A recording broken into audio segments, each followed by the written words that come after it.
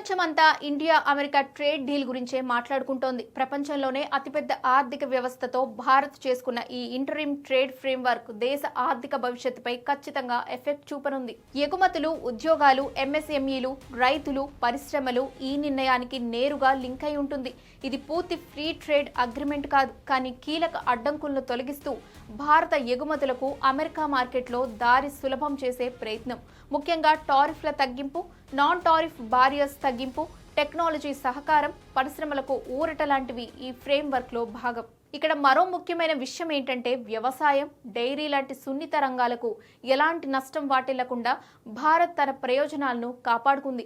ఒకవైపు market access పెంచుకుంటూనే మరోవైపు రైతుల భద్రతను కూడా గట్టిగా నిలబెట్టిన ఒప్పందం ఇది. అయితే ఈ ఒప్పందంలో అసలు ఏముంది, ఎవరికి లాభం, భారత్కు ఇది ఎలా గేమ్ చేంజర్ అవుతుంది?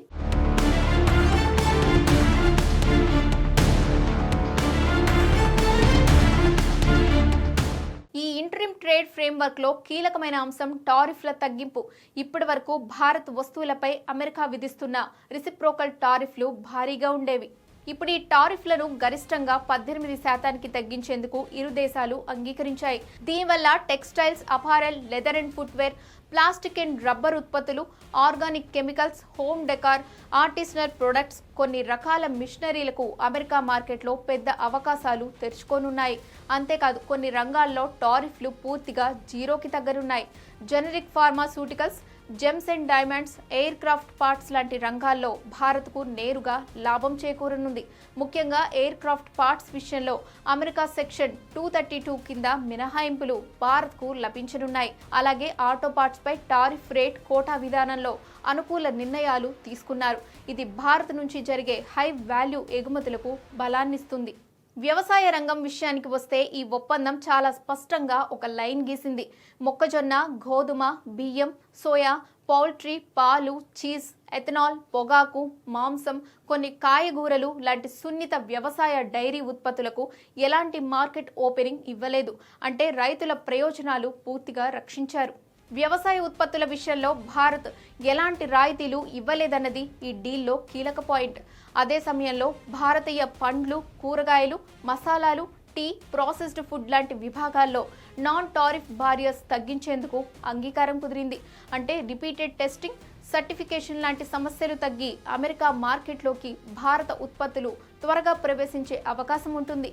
దీనివల్ల ఖర్చులు తగ్గడమే కాకుండా సమయం కూడా ఆదా అవుతోంది. ఇక ఈ ఒప్పందం టెక్నాలజీ రంగానికి కీలకంగా మారుతోంది. జాయింట్ టెక్నాలజీ కోఆపరేషన్ కింద digital India, artificial intelligence, data సెంటర్లు, సెమీ కండక్టర్ విలువ చైన్, హై ఎండ్ కంప్యూటింగ్ పరికరాలపై ఇరు దేశాలు కలిసి పనిచేస్తున్నాయి. జీపీయూలు, డేటా సెంటర్ ఎక్విప్మెంట్ లాంటి టెక్ ఉత్పత్తులపై ట్రేడ్ పెరగనుంది.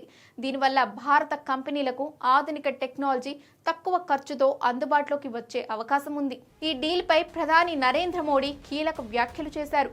భారత్, అమెరికా మధ్య పెరుగుతున్న నమ్మకం, భాగస్వామ్యానికి ఇది నిదర్శనమన్నారు. మేక్ ఇన్ ఇండియాకు ఇది బలాన్నిస్తుందని, రైతులు, ఎంఎస్ఎంఈలు, స్టార్టప్స్, యువతకు పెద్ద స్థాయిలో ఉద్యోగ అవకాశాలు తీసుకువస్తుందని చెప్పారు. ఇరు దేశాల మధ్య ఇన్వెస్ట్మెంట్, టెక్నాలజీ భాగస్వామ్యం మరింత లోతుగా మారుతుందని కూడా స్పష్టం చేశారు. ఇక కామర్స్ అండ్ ఇండస్ట్రీ మంత్రి పీయూష్ గోయల్ కూడా ఈ ఫ్రేమ్వర్క్ పై స్పందించారు. ఇది భారత ఎగుమతిదారులకు సుమారు $30 ట్రిలియన్ విలువైన అమెరికా మార్కెట్ను మరింత సులభంగా తెరుస్తుందన్నారు.